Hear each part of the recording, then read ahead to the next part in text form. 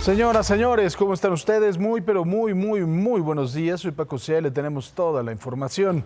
La Secretaría de Salud de la Ciudad de México confirmó que ya son 5 las muertes registradas en el contexto de la Copa de Fútbol 2026.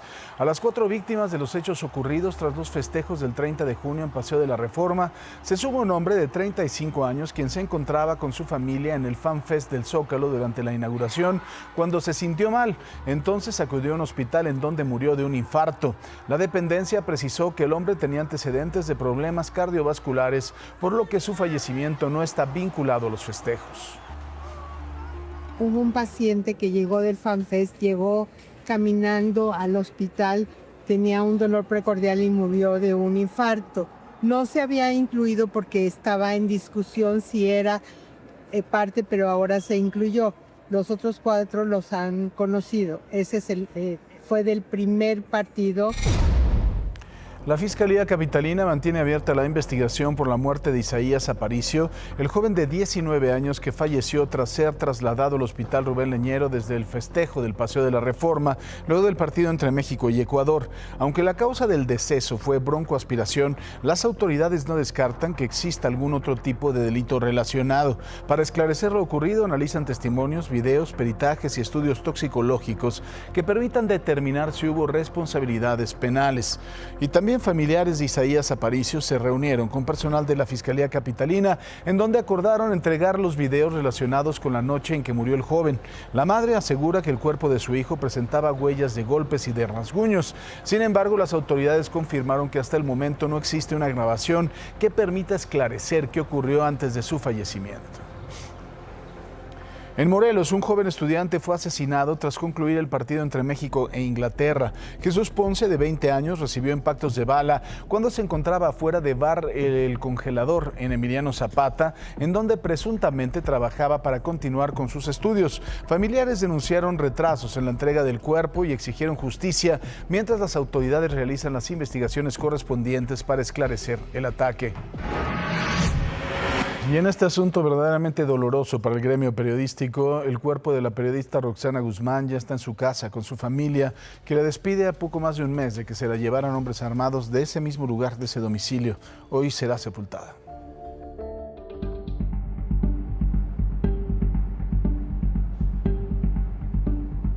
Gracias a Dios también, porque sin él no se hubiera encontrado, no como yo quería que apareciera mi hija. Pero pues ahora tendré un lugar a donde llevarle flores, a donde llorar. Siento en carne propia lo que sienten las madres buscadoras que sufren y aún no encuentran a su familiar. Después de un mes y casi una semana de su secuestro, los restos de Roxana Guzmán llegaron a casa, ahí donde sucedieron los hechos. En ese lugar donde vivía con sus hijos y sus padres, la esperaban amigos y familiares para velarla. Mi hija, cuando menos, está aquí su cuerpo. ¿Ok? Todo mi cariño para la familia Ramírez, para su mamá, para todos que de verdad nos conocemos desde hace muchísimo. La madre de Roxana mandó un mensaje a los responsables de la muerte de su hija. En mi corazón no va a caber odio. Tengo 2 personitas por quien más preocuparme que de ellos. Así que Dios les dé el perdón divino. Y por qué no también quedan perdonados en mi parte. La Fiscalía de Veracruz le informó sobre las líneas de investigación, la cual continúa después de los 8 detenidos. Este martes se realizará la misa de cuerpo presente y después será trasladado al Panteón Santa Elena de Nanchital para darle el último adiós. Pues bueno, les saluda a su amiga Roxana Guzmán y en estos momentos pues vamos a darle continuidad a un tema muy importante. Momento también de saludar con mucho gusto a Mónica Noguera. Mona, buenos días. Buenos días, Paco. Y el himno nacional mexicano alcanzó el 3er lugar de consultas globales en la plataforma Genius. Este fenómeno ocurrió tras los recientes partidos de la selección mexicana en la justa deportiva, donde la afición y jugadores lo entonaron a todo pulmón.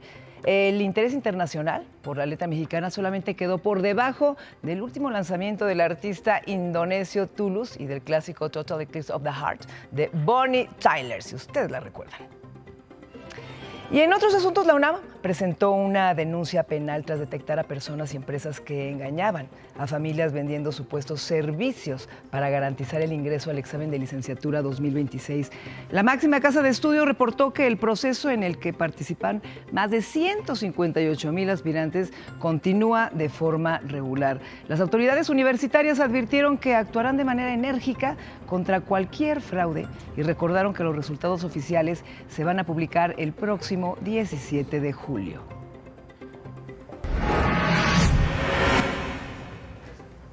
Y mire, policías municipales de Villa Flores, Chiapas, fueron captados en video golpeando con toletes a un aficionado, entre ellos un menor de edad que participaba en una caravana tras el partido del domingo.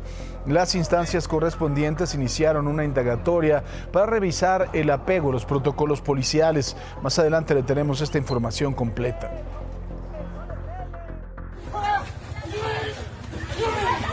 No lo golpeen, güey. Está en son de paz. ¡Valdo! ¡Valdo! ¡Vente! ¡Vente, Valdo!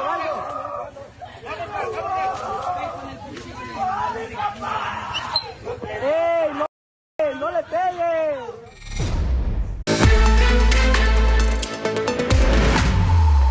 Y mire, salimos a las calles con Rodolfo Dorantes, está en Calzada de Tlalpan. Querido Rodolfo, ¿cómo estás? Buenos días. Hola, ¿cómo estás? Qué gusto saludarte, muy buenos días. Efectivamente, pues ya se retiró ese tráiler que se encontraba descompuesto precisamente a la altura del eje 7 Sur, municipio libre.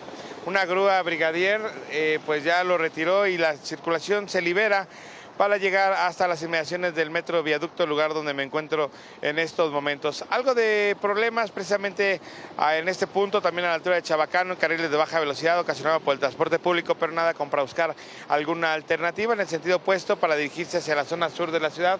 Pues tenemos también carga vehicular, sobre todo asentamientos en las inmediaciones de General Anaya. Paco, lo que tenemos que reportar. Buenos días. Buenos días, gracias, querido Rodolfo. Hasta luego. Hasta luego. Y mire, vamos a platicar en este momento con la senadora de Morena, Beatriz Mójica, quien recientemente solicitó licencia para inscribirse en el proceso de su partido en busca de la coordinación para la defensa de la Cuarta Transformación y la soberanía en Guerrero, que es el paso previo a la candidatura al gobierno del estado. ¿Cómo estamos, Betty? Muy buenos días. Muy buenos días, Paco. Pues muy contenta aquí en Guerrero, pues trabajando ya en esta ruta de la coordinación para la transformación y la defensa de la soberanía nacional. Y ha sido mucho andar. Una de las indicaciones de nuestro movimiento es justamente hacer asambleas, platicar con la gente de manera muy intensa, y hemos hecho desde casa por casa hasta asambleas acompañando a nuestro movimiento. Entonces, se ve bien el panorama aquí en Guerrero. Somos 17 personas que estamos participando y bueno, estamos en espera que la dirigencia pues defina quiénes serán los 6 que se van a encuestar en las próximas semanas. Betty, ¿ves piso parejo para esa encuesta? Sí, nosotros confiamos mucho en la dirigencia nacional del partido, en que las encuestas habrán de respetarse cabalmente. En Guerrero, las encuestas nos marcan competitivos, así que confiamos mucho en nuestra dirigencia, nuestra presidenta Ariadna Montiel y nuestra presidenta de la Comisión de Elecciones, Citlali Hernández. Son mujeres que vienen de abajo, que vienen desde la militancia, y entonces yo estoy segura de que habrá mucho respeto a la voluntad de la gente aquí en Guerrero. En cuanto a las críticas que han marcado precisamente esta figura de la coordinación de la defensa de la Cuarta Transformación como unos actos anticipados de campaña, ¿qué les respondes?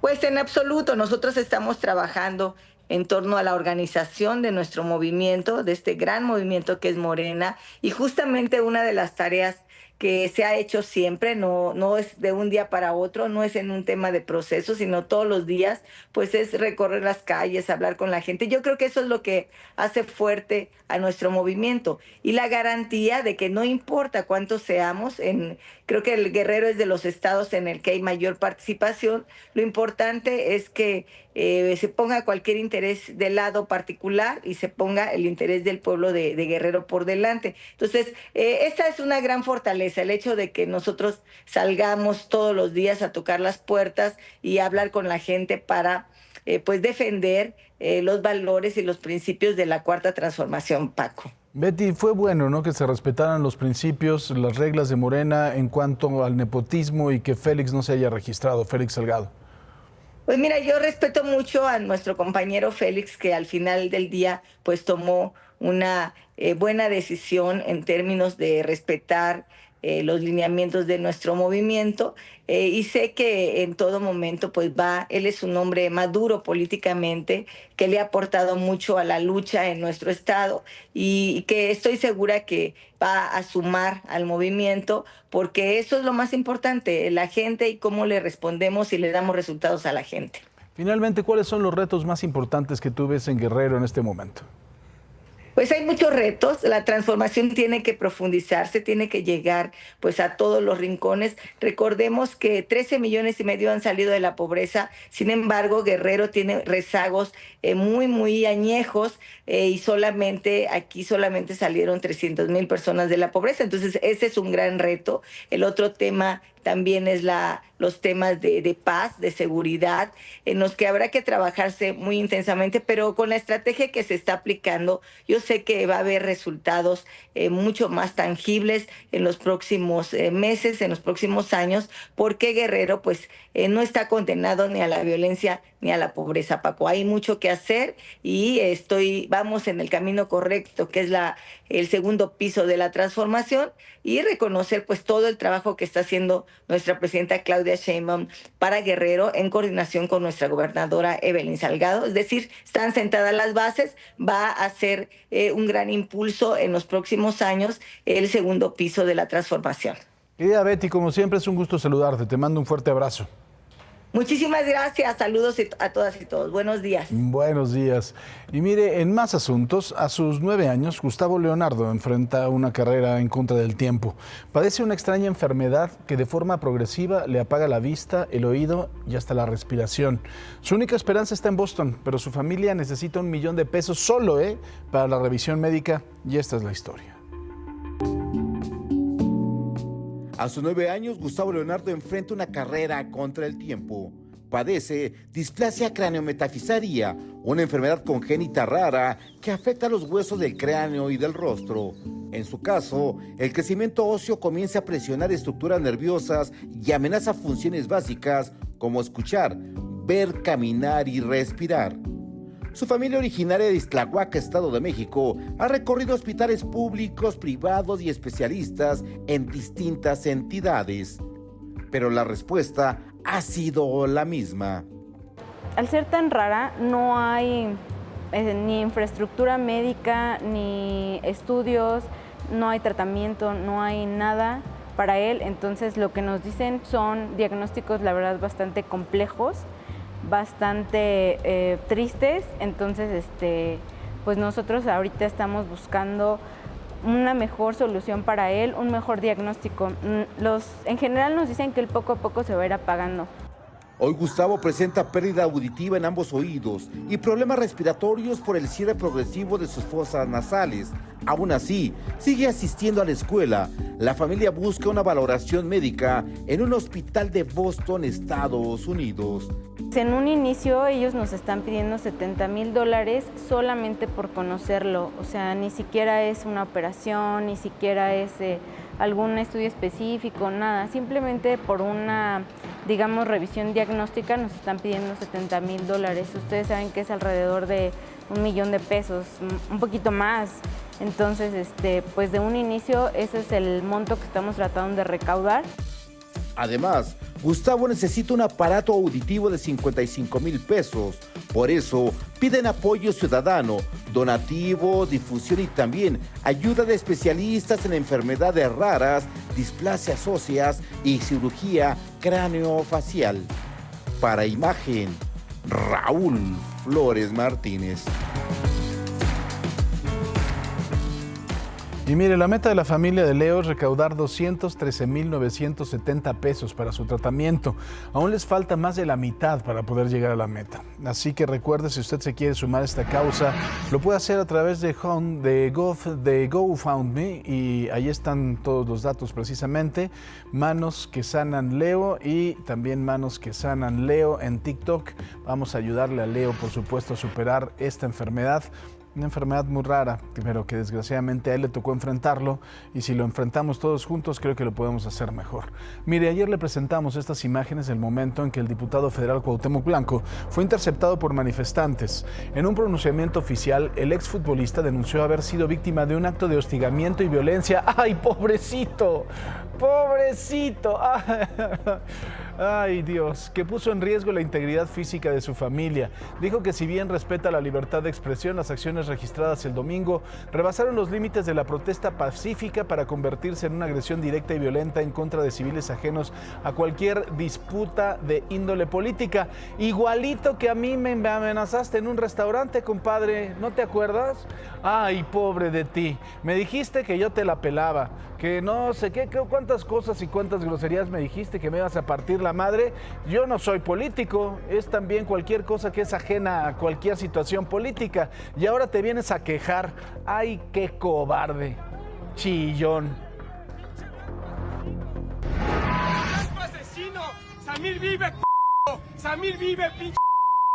¡Samir vive, c***! ¡Esa les pasa por c***!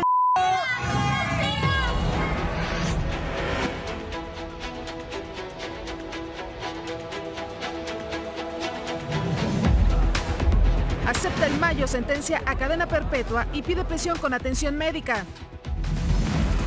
Gobierno capitalino aumenta a 5 las muertes por festejos de la Copa del Mundo. Marina confirma la muerte de 10 sicarios tras ataque armado en el Rosario, Sinaloa.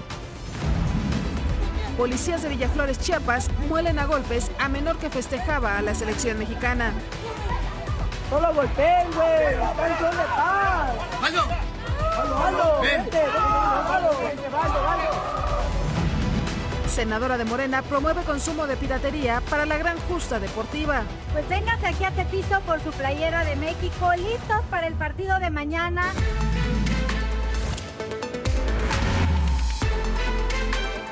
Y bueno, unos días de que Ismael El Mayo Zambada cumpla 2 años recluido en el centro de detención de Brooklyn, ayer decidió no ir a juicio y aceptó recibir cadena perpetua por los delitos de narcotráfico, solicitando al juez a cargo de su caso, Brian Cogan, que pueda cumplir su condena en una instalación médica apropiada debido a la diabetes avanzada que padece.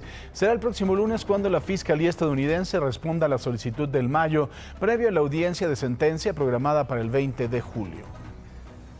Por cierto que la presidenta Sheinbaum hoy dará a conocer un informe sobre la captura del Mayo Zambada con el propósito de esclarecer la actuación de agencias de los Estados Unidos en nuestro país. El informe incluirá una línea del tiempo del caso, datos sobre la información que ambos gobiernos compartieron entre julio y octubre del 2024 y lo que provocó la captura en Sinaloa. Recordemos que el Mayo Zambada fue extraído de Culiacán, Sinaloa, el 25 de julio del 2024.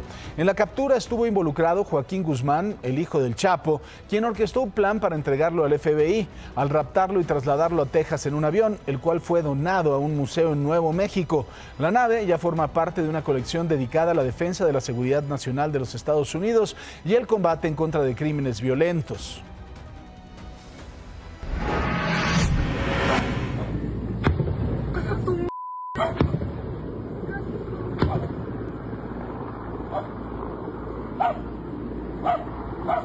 ¡Eso, cálmate! Y mire, ayer le mostramos la balacera que ocurrió en el municipio de El Rosario, en Sinaloa, pues la Secretaría de Marina dio más detalles al informar que la violencia se derivó de un operativo en el que 10 sicarios fueron abatidos y 3 más fueron detenidos. El despliegue de elementos se realizó por tierra y aire, llegando a disparar desde una aeronave. En la detención fueron aseguradas diversas armas, cartuchos y equipo táctico. Sobre las identidades de los agresores, se confirmó que uno de los detenidos es de origen colombiano.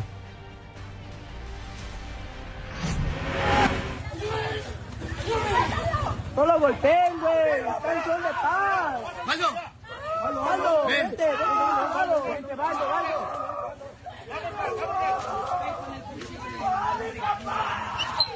¡Ey, no le pegues! ¡Una piedra, tiro para reventar la madre! ¡Mi papá! ¿Qué haciendo nada, malo? ¡Ey, qué pedo!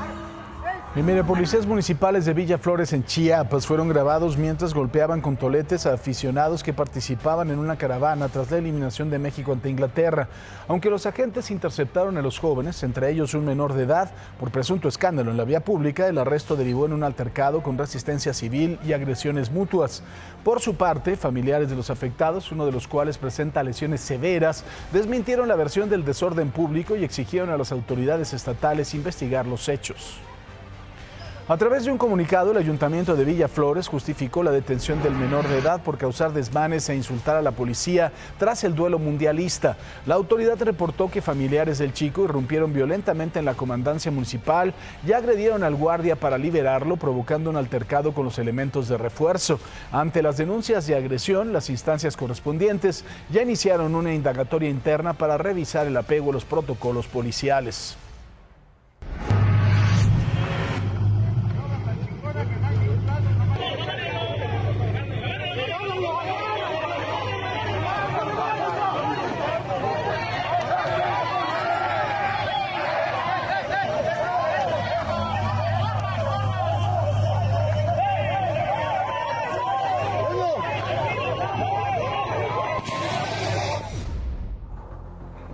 Habitantes de Santa Ana, Chiautempan, agredieron a Manuel Guzmán Soledad, subrepresentante de la Secretaría de Gobernación Federal, durante una tensa asamblea comunitaria.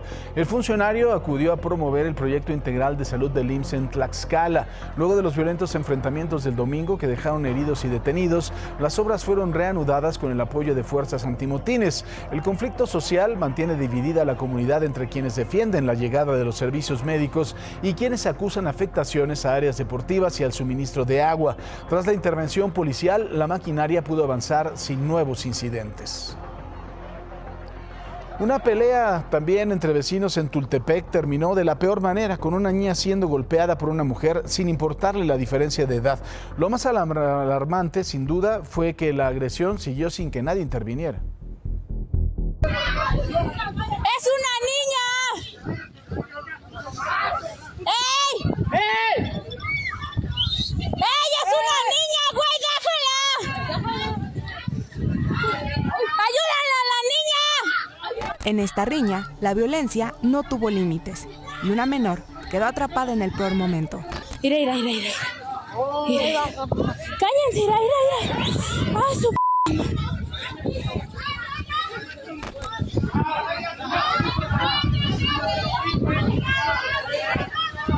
su madre! ¡Mira! El enfrentamiento ocurrió entre dos grupos de vecinos de Tultepec. De ambos lados, hombres, mujeres y niños cargaban palos y piedras. De los insultos pasaron a los empujones en segundos, mientras varias personas observaban sin poder controlar la situación. Una mujer de playera negra interviene, corre directo hacia la niña, la toma del cabello y la arrastra por el suelo. Otra mujer responde con un golpe y la escena se vuelve más intensa. ¡Mira!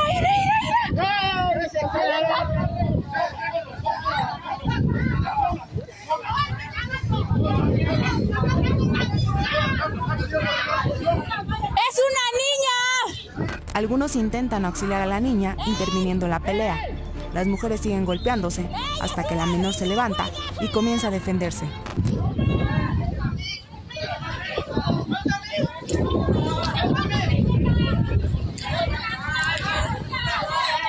La vecina que estaba grabando la escena pidió ayuda para hablar a una patrulla. El sonido de una sirena logró terminar la agresión. Doña, ¿no tiene el número de la patrulla? Se agarraron a una menor de edad.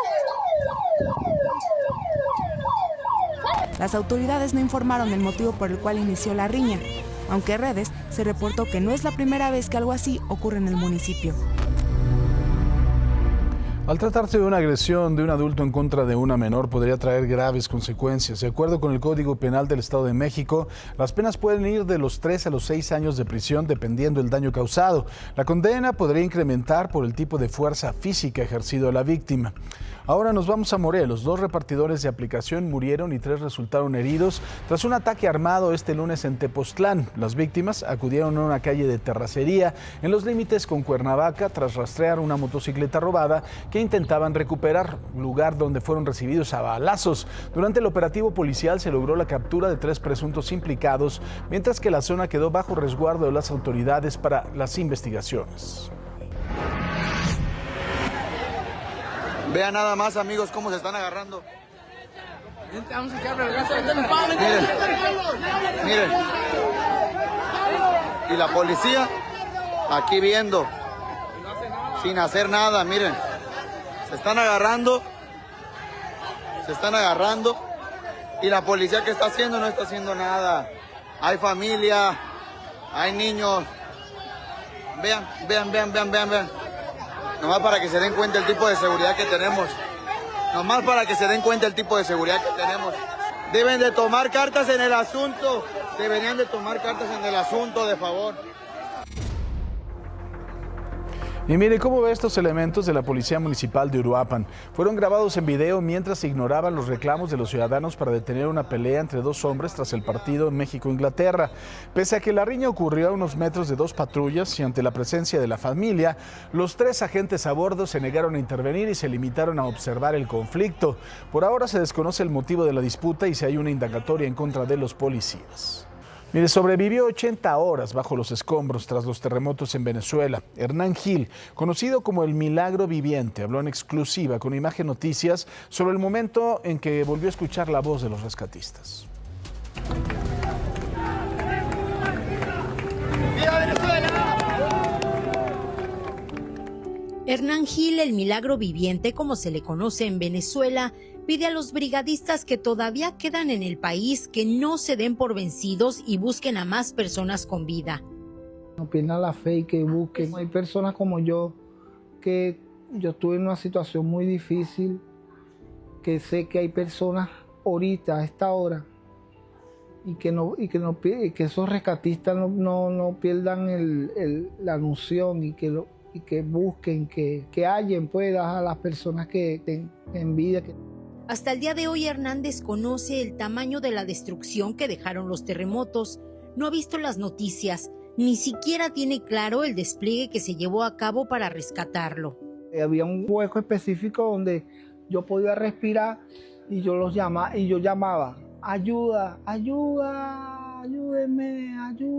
pero nadie me contestaba. Pero se escuchaba ruidos muy lejos. Desde un hospital en Caracas, a donde llegó directamente del edificio donde estuvo atrapado, narró sus primeras horas bajo los escombros.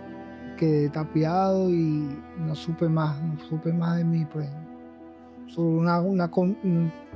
Creo que fue una piedra que me dio en el ojo aquí y aquí en la cabeza y me desmayé por un momento, pero cuando desperté, todo estaba en negro, en silencio y un poco de desespero. Vamos a mandar agua ahora de nuevo. ¿Me avisas si te llega, por favor? Trata de buscar la manguera entonces, con calma. Por momentos sintió que no saldría con vida. Llegué a estar frágil, pues, que decía que no, ¿por qué, Dios mío? Y hablaba mucho con Dios y le pedí un milagro para poder solventar, para poder salir de la... Vamos a abrir espacio, por favor.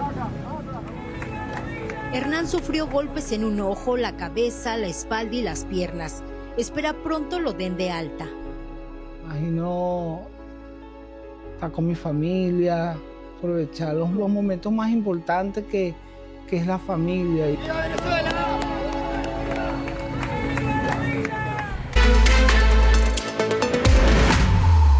Una mujer adulto mayor se encuentra en estado grave de salud luego de ser atropellada por un vehículo cuyo conductor escapó en Los Mochis, en Sinaloa.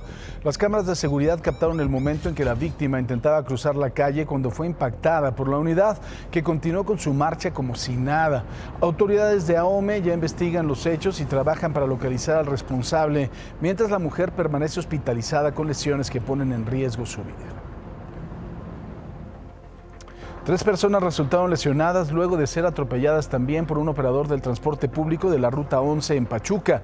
El accidente ocurrió cuando las víctimas cruzaban cerca de la iglesia de la Asunción.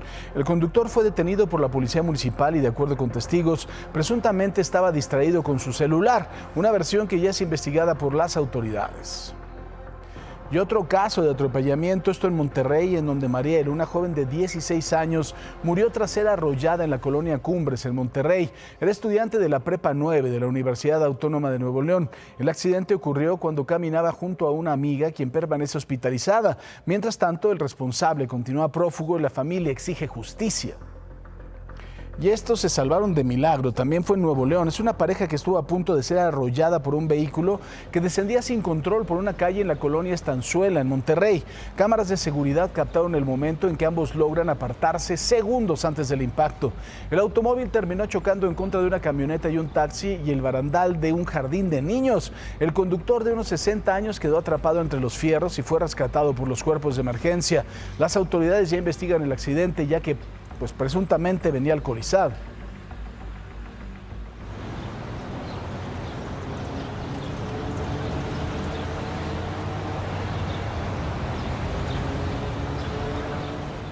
Y bueno, regresamos a las calles con Ricardo Vitela. Está en Plutarco Elías Calles y Ermita. Mi querido Ricardo, adelante.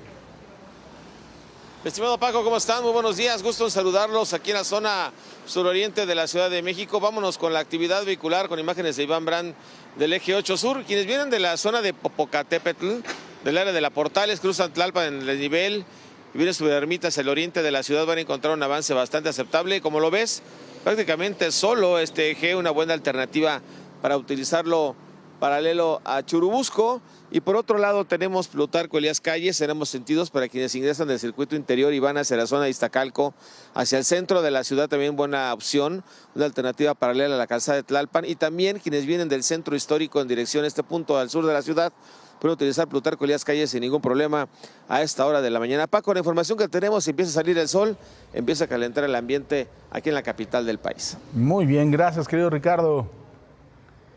Un abrazo, Paco. Buenos días. Buenos días. Miren, en redes sociales comenzó a circular un rumor sobre la posible renuncia de Marcelo Ebrard a la Secretaría de Economía tras una supuesta discusión con la presidenta Sheinbaum en medio de la revisión del TEMEC. Y es que sería reemplazado por alguien cercano al sector privado. El propio Ebrard ya dijo que no es cierto, desmintió esta versión, informando que mañana se va a Washington como parte de su agenda para la renegociación del tratado como representante de México, mientras que la Secretaría de Economía pidió no caer en mentiras. Y mire, ya comenzaron las consecuencias por no haberse logrado la renovación del Tratado de Libre Comercio del TEMEC con Estados Unidos. Toyota, una de las principales armadoras de autos del mundo, anunció que ya no va a producir la camioneta Tacoma en Baja California y que llevará su producción a la planta que tiene en San Antonio, Texas. Se trata de una de las camionetas medianas más vendidas y populares del mundo. Es una inversión de $3.600 millones. La compañía japonesa espera crear más de 2,000 empleos de aquí al 2030, una inversión y empleos que ya no serán para México gracias al señor Trump.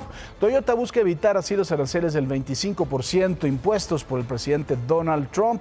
Esta es la primera consecuencia, para que vea que sí hay consecuencias de no haber logrado esta renegociación o una renegociación que le diera un plazo de 16 años a este TEMEC, en donde hubiera esa certidumbre para la inversión extranjera.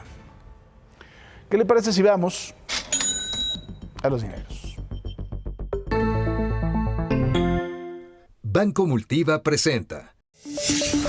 El gobierno mexicano inició la dispersión de recursos para los programas del bienestar correspondientes al bimestre julio-agosto de 2026. Los depósitos se realizarán del 6 al 29 de julio, siguiendo el orden alfabético del primer apellido de los beneficiarios. Las autoridades recordaron que el dinero permanece seguro en la cuenta, por lo que no es necesario saturar los bancos el primer día. La Cámara Nacional de Comercio de la Ciudad de México informó que la reciente justa deportiva internacional generó una derrama económica superior a los 22.678 millones de pesos. Este impacto positivo fue impulsado por la llegada de 1.1 millones de turistas, quienes realizaron un gasto promedio de 22.500 pesos. también facilitó la creación de cerca de 80,000 empleos temporales, beneficiando principalmente a los sectores de turismo, hotelería, comercio y servicios gastronómicos en la capital. La presidenta Sheinbaum anunció que la empresa brasileña Petrobras apoyará a Pemex en la exploración de nuevos yacimientos, principalmente en aguas profundas y en zonas más bajas de Cantarell. El objetivo es estabilizar la producción nacional de 1.8 millones de barriles diarios. Bajo esta estrategia de soberanía energética, la mayor parte del crudo extraído se destinará al Sistema Nacional de Refinación para producir gasolinas y diésel, priorizando el abastecimiento interno sobre las exportaciones. Banco Multiva presentó. En este momento nos vamos a enlazar hasta Caracas, en la zona de San Bernardino, con mi compañero Atalo Mata. Querido Atalo, adelante, buenos días. Efectivamente, Paco, pues nos encontramos aquí al este de Caracas y hemos estado haciendo recorrido desde hoy muy temprano y hemos visto que, por ejemplo, acá en esta zona de San Bernardino, Armando Cedillo y yo nos hemos dado cuenta de la gente que hay viviendo en las calles, en las carpas, no necesariamente damnificadas, sino que son personas que no quieren estar dentro de sus inmuebles porque tienen miedo que cuando haya una réplica pueda resultar más afectado. Son edificios además que sí están dañados y, por ejemplo, este que está aquí a mis espaldas, pues ya vemos una cadena humana donde vinieron brigadistas y personas de construcción a trabajar para sacar los escombros que vemos aquí afuera en las calles. Pero la idea no es demoler todo el edificio en el que estamos, por ejemplo, sino que lo que quieren es rehabilitarlos, ¿no? Hacerles una remodelación y poder rehabilitarlos. Estoy aquí con una de las vecinas, doña Marta, ¿cómo está? Buenos días. Bien, gracias a Dios.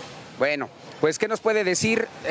¿Usted está viviendo en la calle también o está dentro? Porque hay personas que se niegan a dejar sus pertenencias y su patrimonio, ¿no? No, lo que pasa es que a nosotros ya nos dieron la orden de entrar y vivir en nuestras casas. Ya tenemos, por lo menos nos pusieron el papelito verde donde ya tenemos la entrada. Algunos sí, ¿verdad? Como dijiste, que no quieren subir, pero sí podemos pernoctar en nuestros apartamentos, ¿verdad? Porque es la orden que hay, porque nosotros no perdimos nada. Algunos apartamentos sufrieron, pero otros no sufrieron, ¿verdad? Esto que se está haciendo aquí es la fachada de la entrada, que se está sacando los escombros porque se va a volver otra vez a construir. O sea, lo que se va a hacer ahorita es construir, ¿verdad? Demolición, construir y rehabilitar. ¿Qué es rehabilitar? Que van a acomodar los apartamentos que sufrieron y que la gente pueda vivir. Ya la gente puede vivir en sus apartamentos. Oiga, pero uno no vive tranquilo, ¿verdad? O sea, adentro mientras siga temblando. La idea es que sí tenemos nervios, es verdad, pero estamos en las manos de Dios. Primeramente Dios, y estamos en las manos de Él, y de verdad que tenemos que seguir, porque ¿para dónde vamos a ir? El país está colapsado ahorita, tenemos muchas emergencias, aparte de La Guaira, está colapsado, entonces tenemos que también poner un granito nosotros mismos y encomendarnos en las manos de Dios y vivir en el apartamento. Yo estoy viviendo en el apartamento con mi hija, somos mi hija y yo sola nada más. Yo vivo en el piso 12. Que fuimos también, bueno, para bajar nos costó, pero gracias a Dios estamos vivos. Pues la idea es que estamos vivos todos y no perdimos ningún tipo de pertenencia ni nada. Oiga, y por último, alimentos, sí, no falta quien llega y les ayuda y les regala algo. Oye, sí, los primeros días hubo mucha solidaridad de los venezolanos, motorizados, personas que trajeron alimentos, trajeron pañales para los niños, las personas cuando estuvimos en esos días acá abajo, esperando por las réplicas, sí, verdad, la atención fue muy buena, todo chévere, en verdad que sí.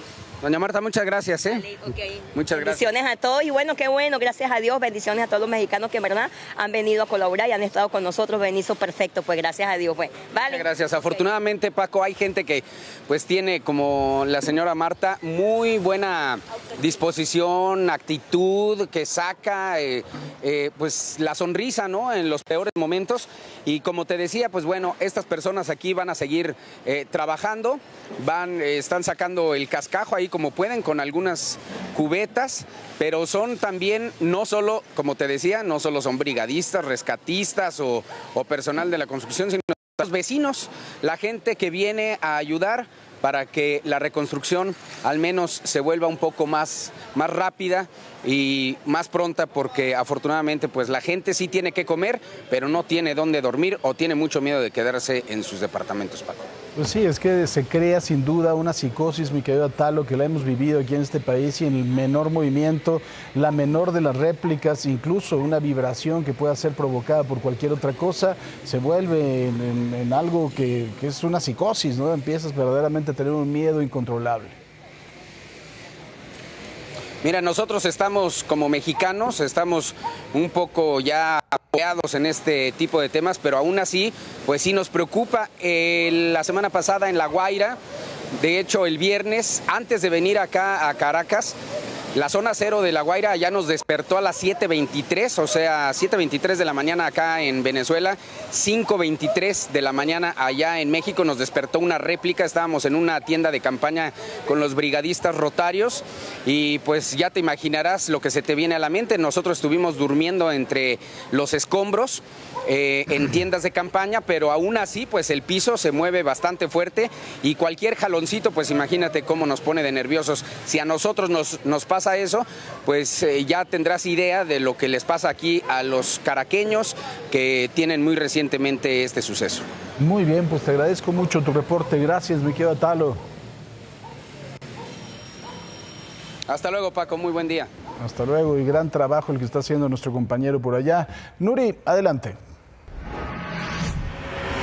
Muchas gracias, Paco. Vénganse para acá, aquí les tenemos toda la información meteorológica para este 7 de julio, el martes. Hoy justamente el panorama va a estar y va a seguir dominado por la combinación de dos circulaciones anticiclónicas, un canal de baja presión y el avance de la onda tropical número 16. Todo esto va a favorecer prácticamente lluvias en todo el país, mientras el Servicio Meteorológico Nacional continúa vigilando otra onda tropical que se aproxima a las costas de Quintana Roo. Vamos con las lluvias más importantes, ya que se pronostican en Veracruz, Oaxaca, Chiapas y Tabasco, donde podrían ser intensas, con registros de entre 75 y 150 milímetros. Además, habrá lluvias muy fuertes también en Sonora, Chihuahua, Nayarit, Jalisco, Colima, Michoacán, Guerrero, Ciudad de México y el Estado de México. Bueno, que todo, incluido también el Valle de México, podría tener tormentas de consideración. En varios estados las precipitaciones estarán acompañadas de descargas eléctricas, posible caída de granizo y riesgo de encharcamientos e inundaciones. ¿Qué pasa con el calor? Porque seguimos con el calor extremo,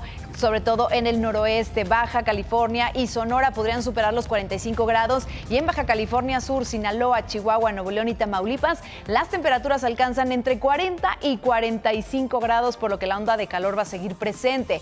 ¿Qué pasa con el viento? Pues se esperan rachas de hasta 70 kilómetros por hora en Baja California, Sonora, Chihuahua y Durango. Además, habrá suradas en Coahuila, Nuevo León y Tamaulipas. ¿Pero qué son las suradas? Bueno, pues son vientos cálidos y secos que soplan del sur hacia el norte, elevan la temperatura y pueden intensificar las rachas de viento, además de favorecer la propagación de incendios y la caída de árboles o anuncios, evidentemente cuando son muy fuertes. ¿Qué pasa en las costas del Pacífico? Porque va a persistir el mar de fondo con oleaje de hasta 2 metros de altura, sobre todo en las costas de Yucatán y de Quintana Roo. Hay que tener mucho cuidado con el mar y será un martes sin duda de contrastes, lluvia abundante en buena parte del país y calor extremo en el norte. Sin duda un recordatorio de que el clima cambia constantemente y hay que prepararnos siempre. Es la mejor manera de disfrutar, por supuesto, cada día. Nosotros hacemos una pausa, pero seguimos con más información. Esto es Imagen Noticias con Francisco Sea. Son las 7:35 de la mañana.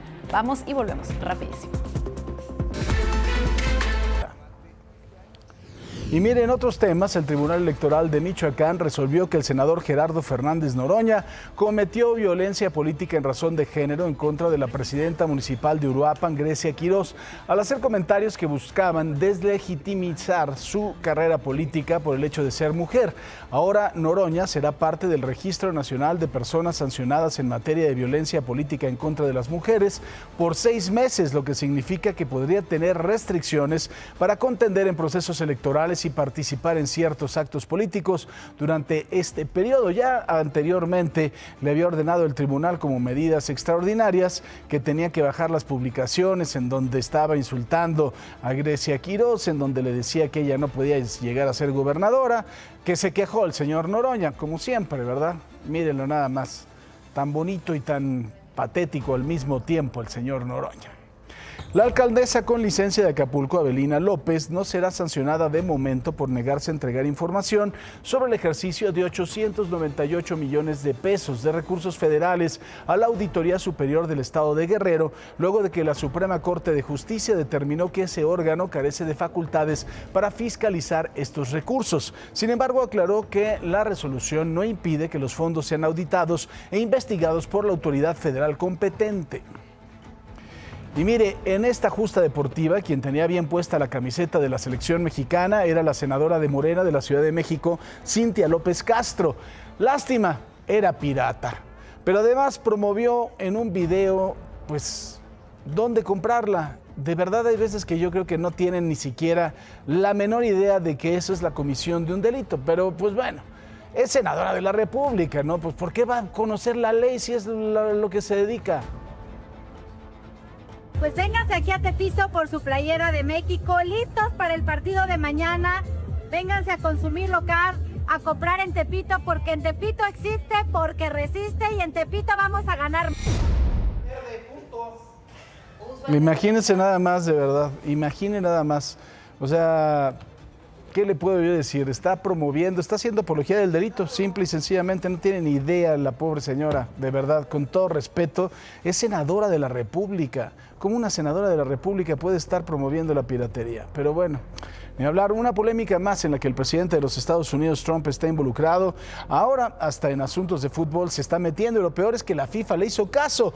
Pidió que quitaran una tarjeta roja, que bueno, de nada sirvió, ¿no? Porque ayer Bélgica le clavó 4 goles a los Estados Unidos y los pateó fuera del Mundial. Trump no sabía qué significa una tarjeta roja en el fútbol. Aún así, pidió a la FIFA eliminar la sanción que conlleva. And I'm a person that loves sports and was a good athlete, and I understand sports really well. And that wasn't a foul. Para Trump, el pisotón de Folarin Balogun en el juego contra Bosnia y Herzegovina del miércoles pasado no fue ni siquiera una infracción. Sin embargo, la acción fue revisada en el VAR y el árbitro expulsó al estadounidense. Trump no sabía que una expulsión, señalada con una tarjeta roja, obliga a suspender a ese jugador al menos un partido. Cuando se enteró, llamó al presidente de la FIFA, Gianni Infantino, para interceder por el goleador de las barras y las estrellas con 3 tantos y uno de los mejores elementos de la plantilla. La FIFA informó ayer que la suspensión quedó sin efecto durante un año, por lo que el delantero del Mónaco era elegible para enfrentar a Bélgica. Un nuevo caso en el que la política se involucra en una Copa del Mundo. La Federación Belga apeló la decisión, pero la FIFA rechazó su solicitud. Trump agradeció a la organización por hacer lo correcto y revertir una gran injusticia. Infantino dijo en un comunicado que los órganos de la FIFA actúan con independencia y autonomía y toman decisiones con base en la normatividad. Este episodio desató la molestia de la Unión Europea y puso en duda la integridad del ente cuyo dirigente celebró y premió al presidente Trump. Yeah, I did. I spoke to Johnny, who's highly respected, who's produced the most successful World Cup in history. Esta es la primera vez que llega un indulto de esta naturaleza para un jugador desde 1962, cuando el presidente de Chile, Jorge Alessandri, pidió que la figura de Brasil, Garrincha, fuera perdonado de una expulsión y, por clamor popular, pudiera jugar la final contra Checoslovaquia, deseo que se concedió. Y miren, otro caso que ha generado debate en las redes sociales en las últimas horas es el intercambio de declaraciones entre el delantero francés Kylian Mbappé y una política de Paraguay, aunque en este caso no fue por temas deportivos.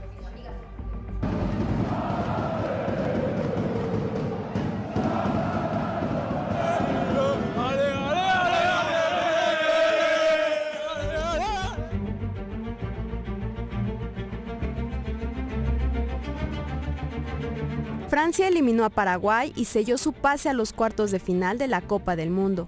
Pero la rivalidad no solo se vivió en el campo, los franceses también tuvieron una rival en el Senado de Paraguay.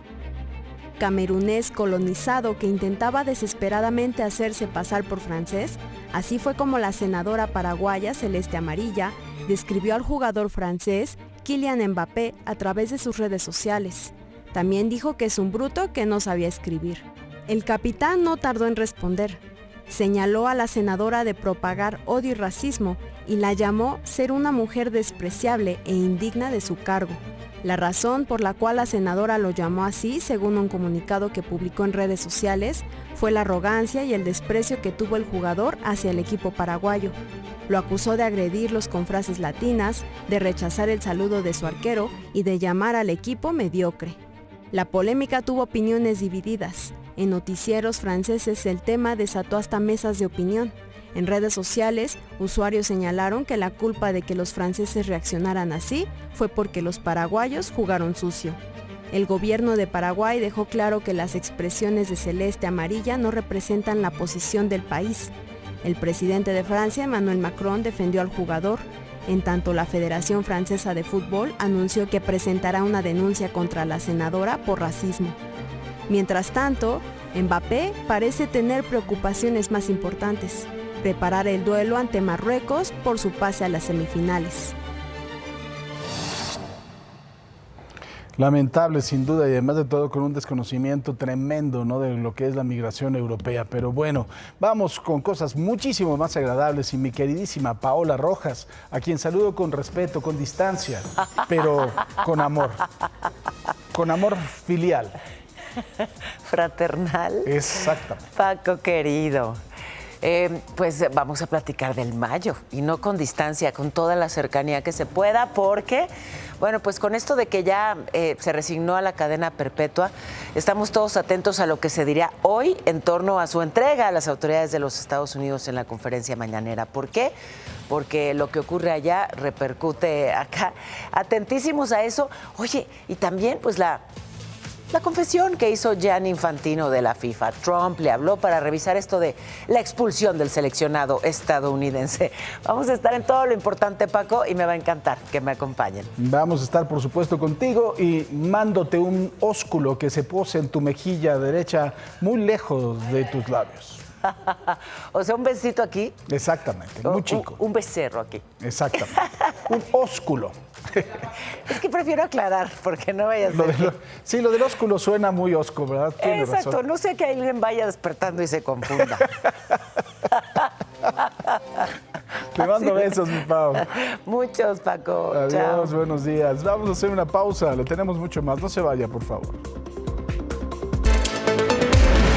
En este momento vamos con Ricardo Vitela a la colonia Independencia en Benito Juárez. Hay una movilización policíaca. ¿De qué se trata, querido Ricardo? Sí, Paco, exactamente las calles Serafín Olarte y Mitla, exactamente en este punto, porque la camioneta que tengo atrás a mi espalda, pues el señor venía a dejar a su hijo a la escuela. El señor está aquí en la esquina del lado derecho y bueno, pues al circular sobre el eje 5 Sur y Vértiz, escuchó como una detonación, pero también dice que le aventaron una maceta, que un carro se le emparejó, exactamente, y él se asustó, venía con su hijo a dejarlo a la escuela, llegó hasta este punto donde está la primaria, hay un botón de pánico y obviamente pidió la ayuda de la policía y llegaron elementos de la Secretaría de Seguridad Ciudadana de la zona de Blindar y prácticamente pues ellos vinieron a atender al señor. Por fortuna únicamente fue el susto, él se desconcertó al sentir esa situación y bueno, pues únicamente está platicando con las autoridades. El niño ya ingresó a la escuela, pero sí ingresó asustado el niño, Paco.